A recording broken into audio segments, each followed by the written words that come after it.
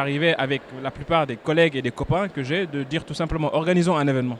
Organisons un grand événement où on va faire connecter les grandes entreprises qui créent de l'emploi avec les gens qui cherchent de l'emploi. Mais au-delà de ça, parce que ce format-là existe, mais on a rajouté quelque chose de très particulier. On a dit, faisons-le d'abord en essayant de tirer des personnes qui incarnent la réussite entrepreneuriale. Ça veut dire quoi? Invitons des DG, invitons des DRH, invitons des experts, invitons des personnes qui incarnent la réussite entrepreneuriale, de sorte à ce que ces personnes inspirent tous ces gens qui vont venir pour chercher de l'emploi, ne serait-ce qu'à savoir qu'il est possible de réussir au Sénégal, soit par le prisme du salariat, soit par le prisme de l'entrepreneuriat. Et c'est comme ça que nous travaillons pour la réussite de ce salon depuis des mois. Alors Ousmane, le regard que j'ai sur la question de l'emploi et de l'entrepreneuriat, pour moi, c'est un regard d'acteur. C'est-à-dire que pour moi, voici un fléau qui touche notre société depuis des mois, pour ne pas dire des décennies. Et pour moi, face à ce fléau, il n'y a pas d'alternative à part l'action. Et quand je dis l'action, c'est quoi? C'est que chacun, dans le périmètre de son savoir-faire et de ses activités, doit s'engager. Le chômage n'est pas un fléau qui ne peut pas être réglé dans ce pays. Si on a les politiques publiques qu'il faut, des politiques incitatives à l'emploi, si on a un code du travail qui est réformé pour permettre aux créateurs d'emplois de prendre beaucoup plus de risques, si on attire les investisseurs et si on forme les compétences de sorte à ce qu'elles répondent aux besoins des entreprises, Ousmane, je te jure que ce pays-là peut se rapprocher de ce que l'on appelle le plein emploi. Ce n'est pas impossible. C'est pas impossible. C'est une question d'abord de volonté. Et quand je dis la volonté, elle est d'abord politique. C'est un paradoxe. L'emploi, il est créé par le privé. Mais croyez-moi que les conditions d'accès à l'emploi, ces conditions, elles sont créées par le public. Et ça me permet de faire la transition sur aujourd'hui les autorités publiques. Quel a été leur positionnement vis-à-vis de ce salon? Ousmane, je vais être transparent avec toi. J'aurais pu faire la langue de bois, mais je vais être transparent avec toi. Je suis très mitigé. Je dirais même que je suis inquiet. Pourquoi je suis inquiet? Voilà l'emploi qui est devenu une question clairement définie comme une priorité publique au Sénégal. Ça a été dit, redit par la plupart de nos autorités.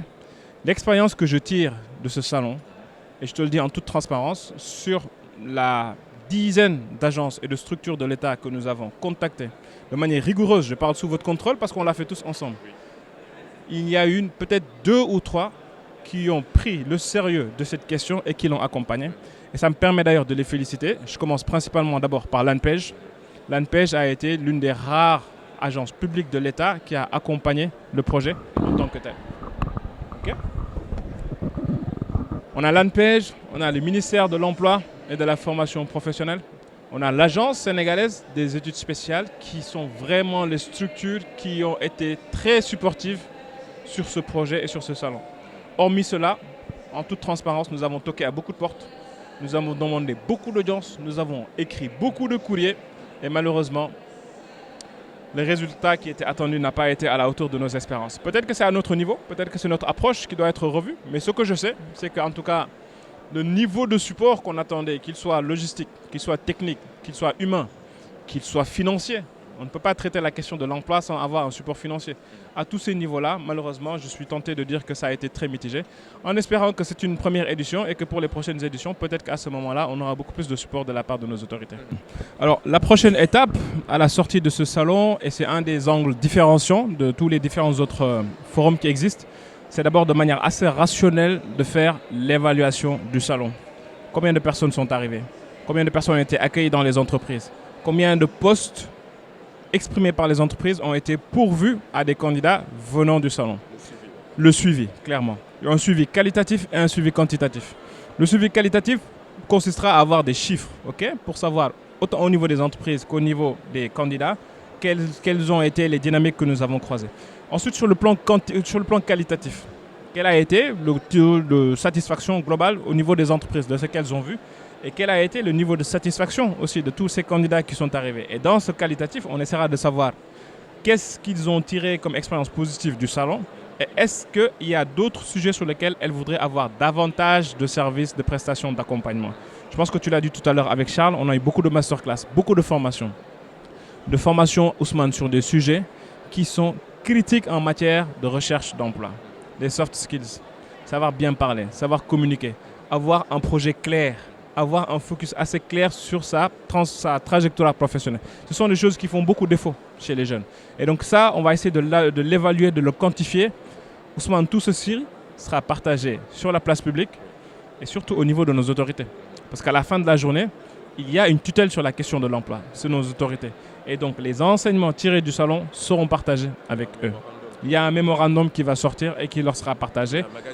Il y a un magazine, merci de le préciser, il y a un magazine qui s'appelle Oser Plus, dont la première édition va sortir le 7 janvier et qui parlera globalement du salon, mais de la question de l'emploi avec tous les différents experts qui vont intervenir là-dessus. Quel est mon message pour les jeunes? Je crois que je l'ai dit hier lors de la cérémonie d'ouverture.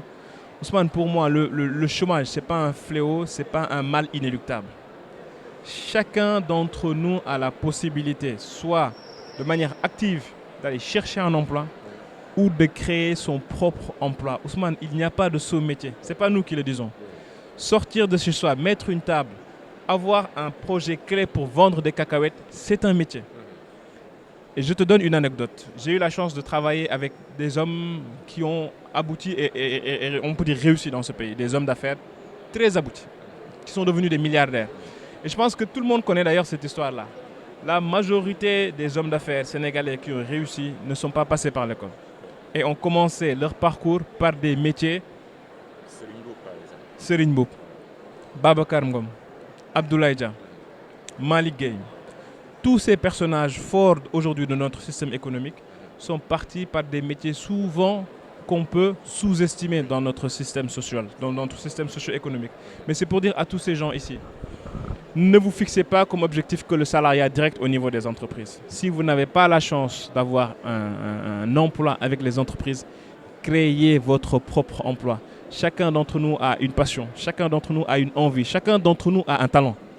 Nous, c'est ce que l'on dit. D'ailleurs, tu auras remarqué que quand on parlait du nombre de visiteurs, on a dit qu'il y aura plus de 10 000 talents. On n'a pas dit 10 000 candidats. On n'a pas dit 10 000 personnes. On a dit 10 000 talents. Parce que dans notre conception, chaque personne a un talent. Certains l'expriment, d'autres le laissent en sommeil. J'espère qu'avec tous les différents experts qui sont venus ici, tous les gens qui sont venus ici sauront que leur talent sommeille en eux et il n'appartient qu'à eux de le réveiller, de le performer, de l'exceller et de le vendre.